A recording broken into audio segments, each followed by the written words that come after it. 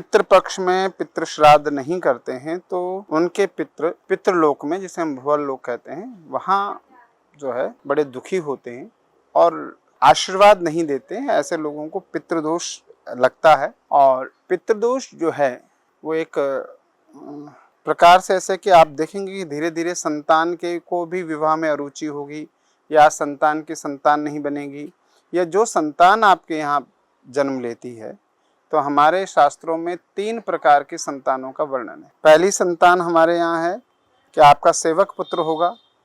दूसरी संतान हमारे यहाँ है कि आपके यहाँ ऋणानुबंध से पुत्र होगा।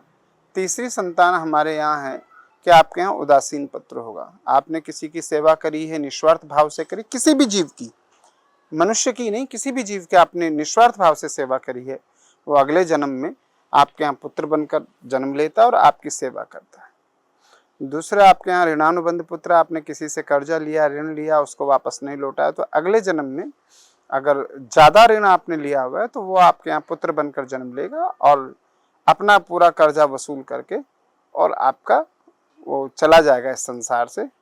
और जितनी भी आपने अकाल मृत्यु सुनी होंगी वो ज़्यादातर ऐसे ही पुत्र रहते हैं। तीसरा पुत्र जो होता है वो होता है उदासीन पुत्र। वो संसार को बढ़ाने के लिए धरती पर जन्म लेता है। आप आए, आपके घर में उसका जन्म हुआ, बहुत अच्छी बात है। आपके घर में जन्म होने के बाद वो आपने पढ़ाया लिखाया, उसका विवाह किया, वो पत्नी को साथ लेकर चला गया, वो है और उसकी पत्नी कहीं रहते हैं किसी भी स्थान में, और वो अपना एक संसार बसा के चल पड़े। तो ये होता है हमारा ऋणानुबंध पुत्र, उदासीन पुत्र। वो अच्छा नहीं होता और बुरा भी नहीं होता है। तो इस तरह के 3 पुत्र मैंने आपको बताया कि इस संसार में होता है। और अभी तो समाज में बड़ी भर्त्सना चली है और मैं इसे ज़्यादा अच्छा नहीं मानता कि बेटा बेटी एक समान। ये दुनिया का सबसे बड़ा झूठ है। बेटी को बेटी की तरह पालना चाहिए और बेटे को बेटे की तरह पालना चाहिए। मैंने पहले भी कहा था। और संसार में हमारे यहाँ जो एक बात कही जाती थी कि जो पितृतर्पण का, पितरों को मुक्ति का अधिकार है, वो केवल पुत्र को है।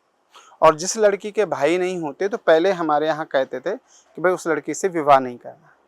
और उस लड़की से विवाह नहीं करने का मूल कारण होता है कि उस जिस लड़की के भाई नहीं हो उससे जो विवाह होता है वो पुत्रिका धर्म के अनुसार माना जाता है। ऐसा भागवत जी में बताया गया। पुत्रिका धर्म क्या होता है कि उस कन्या की जो प्रथम संतान पैदा होगी, जो पहला लड़का पैदा होगा, वो जो उसका बड़ा लड़का है, उसका बड़ा लड़का जो भी धर्म कर्म पुण्य करेगा, पितरों के नाम से कार्य करेगा, वो सब उसके नाना के वंश में जाएगा, उसके वंश में नहीं आएगा। ये पुत्रिका धर्म के अनुसार विवाह होते हैं। अब लोग लालची हो गए हैं। अब लोग तो ऐसे रिश्ते ढूंढ रहे हैं जहाँ एक ही लड़की हो और कुछ ना हो। लेकिन अगर हम कहें तो इस तरह का धन पचता नहीं है। ये हमने प्रत्यक्ष भी देखा है। और आप जो भी आपके व्यूवर्स हैं, जो भी लोग देख रहे हैं, उन्हें भी पता है कि इस प्रकार का धन पचता नहीं है। और हमारे यहाँ जो है जिस लड़की के भाई ना हो वो एक अच्छी तरह समझें, जब ऐसे कन्या के साथ आपका विवाह हो तो कम से कम आपकी 2-3 संतान हो लड़के के रूप में, लड़की के रूप में नहीं।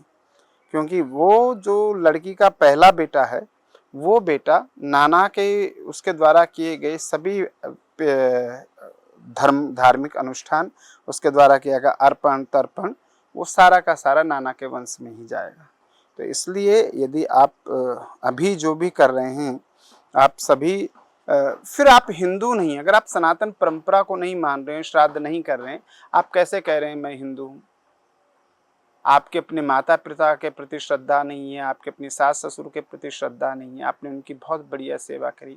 अब वर्ष में एक दिन जब हमारे यहाँ कहता है भुवर लोक में वो लोग जागृत होते हैं और जागृत अवस्था में वो सब कार्य कर रहे हैं, तो इसलिए मुझे ये कहने में तनिक भी संकोच नहीं है कि ऐसा नहीं करना चाहिए किसी को भी। और पितृ हैं, हमारे पितृ हैं, उन पितरों का पूजन करना चाहिए। उनके लिए साल में 15 दिन, माता पिता ने हमको, अगर हम भौतिक दृष्टि से भी देखें तो ये मकान, ये शरीर उनका दिया हुआ है, मकान जमीन जायदाद जो भी उन्होंने कमाया होगा अपने बलबूते पर, वो सब संतान के लिए छोड़ गया। अब वो अंत में क्या चाहते हैं कि हर साल जब श्राद्ध पक्ष आए तो उनकी संतान उनका स्मरण करे, उनका तर्पण करे, उनके नाम का भोग निकाले। हाँ, विधिवत भोग निकालना चाहिए, विधिवत कार्य करने चाहिए। मैं फिर कहता हूँ कि परंपरा अनुसार कार्य करने चाहिए। इसमें ज़्यादा इफ एंड बट्स और नए काम नहीं जोड़ने चाहिए। जैसे आजकल नए काम जोड़ दिए कि श्राद्ध का भोजन कोई नहीं करता, गाय को खिला दो।